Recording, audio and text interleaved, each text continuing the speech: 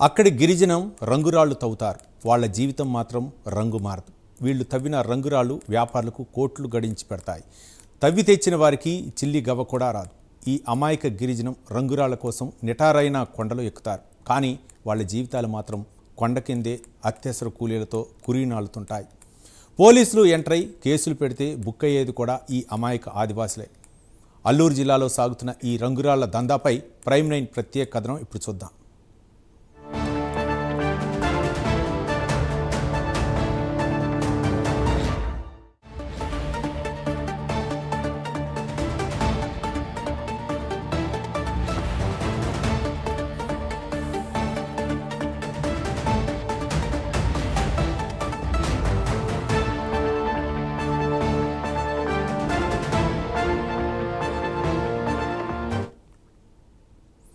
అల్లూరు జిల్లా సిగనాపల్లి కొండపై జోరుగా రంగురాళ్ల తవ్వకాలు కొనసాగుతున్నాయి. ప్రతి ఏటా వర్షాకాలంలో రంగురాళ్లు దొరుకుతాయి. అయితే అమాయకు గిరిజనులు అడ్డం పెట్టుకుని కొంతమంది రంగురాళ్లు వ్యాపారస్తులు కోట్లు గడిస్తున్నారు.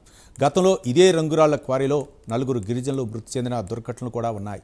ఇప్పుడు భారీగా పడుతున్న వర్షాలతో మళ్లీ రంగురాళ్ల తవ్వకాలు మొదలుపెట్టారు. ఈ తవ్వకాల వల్ల మట్టి పెళ్లలు విరిగిపడి ప్రమాదం జరిగే అవకాశాలు కనిపిస్తున్నాయి. అదే జరిగితే గిరిజనుల ప్రాణాల పట్ల ప్రభుత్వం బాధ్యత వహించాలని గిరిజన నాయకులు డిమాండ్ చేస్తున్నారు.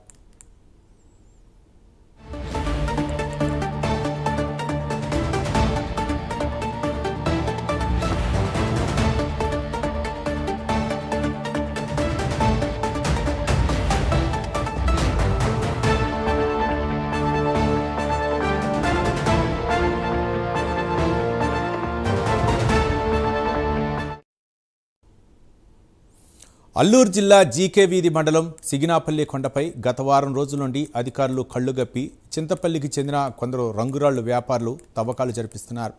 అమాయకపు గిరిజనులకు కేవలం మద్యం బాటిళ్లు, బిర్యానీ ప్యాకెట్లు సరఫరా చేసి కోట్ల రూపాయలు విలువ చేసే రంగురాళ్లను రాష్ట్రం దాటిస్తున్నారనే ఆరోపణలున్నాయి.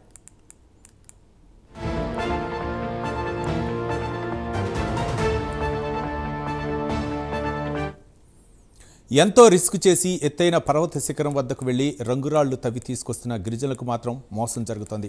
తవ్వి తీసుకొచ్చిన రంగురాళ్లను వ్యాపారస్తులు లక్షల్లో విక్రయించి కోట్లలో లావాదేవీలు నిర్వహించినట్లు మండలంలో ప్రచారం జోరుగా సాగుతోంది. అయితే వ్యాపారులు ఇచ్చే కూలీలకు ఆశపడి గిరిజనం ప్రమాదకర పరిస్థితిలో తవ్వకాలు చేపడుతున్నారు.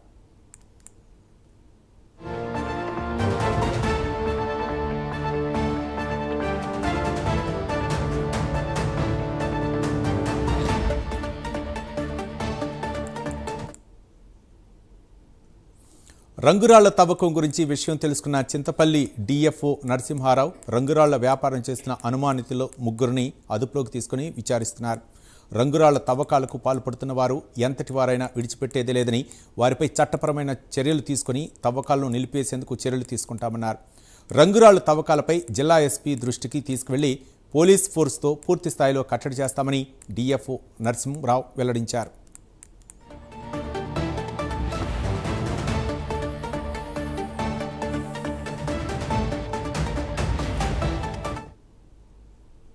ఏది ఏమైనా వ్యాపారుల గుప్పిట్లో చిక్కుకుంటా ఈ అమాయక గిరిజనులు అటువైపు వెళ్లకుండా అవగాహన కల్పించాల్సిన అవసరం ఉంది. అయితే ఆదివాసీలను ఈ ప్రమాదకర పనిలో ఇరికిస్తున్న వ్యాపారులపై చర్యలు తీసుకోవాల్సి ఉంది.